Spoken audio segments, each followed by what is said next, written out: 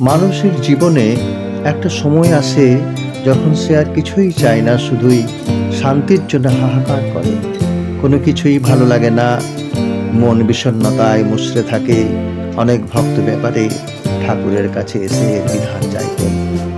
ঠাকুর শুধু একটা কথাই বলতেন যে ঈশ্বরের প্রতি প্রেমই হচ্ছে এর প্রকৃত বিধান।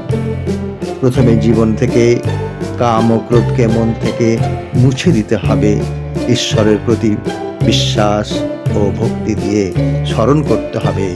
মনের বাইরে এক চিন্তা ও ভেতরে অন্যরকম চিন্তা থাকলে মন পরিষ্কার হয় না। ঈশ্বরের প্রতি ভক্তি ও প্রেম আনতে হবে, অকুলভাবে তাকে ডাকতে হবে, বিশ্বাস করতে হবে। ভক্তি ও গভীরে, এমন গভীরে হবে যে দু চোখ দিয়ে অশ্রুধারা বয়ে যাবে। নিঃস্বার্থভাবে জীবের সেবা করলে যদি মনে হয় আনন্দ পাওয়ার অনুভূতি উপলব্ধ হয়, তবেই সেটা হলো ঈশ্বরের সেবা।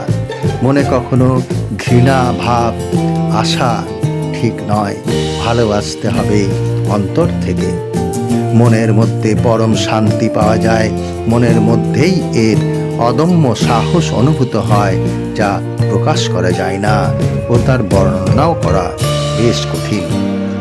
অবসর সময় ঈশ্বরের নাম সর্বোপরি জপ ও তপ করলে মনের সমস্ত কালিমা দূর হয়ে যায়, আবার শান্তি লাভ করা যায়।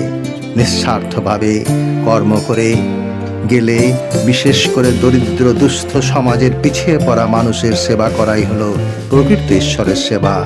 আর তখনই ঈশ্বরকে খুঁজে পাওয়া যায়। মন সর্বতভাবে ঈশ্বরের প্রতি সমর্পণ হয়ে যায়, ঈশ্বরের প্রকৃত অর্থ বোঝা যায়। তাই ঠাকুরের বলেছেন, প্রকৃতভাবে মনের শুদ্ধি ও ভক্তি দিয়ে কর্মের দ্বারা ঈশ্বরের খোঁজ করলে সে একদিন তার শান্তি ফিরে পাবে।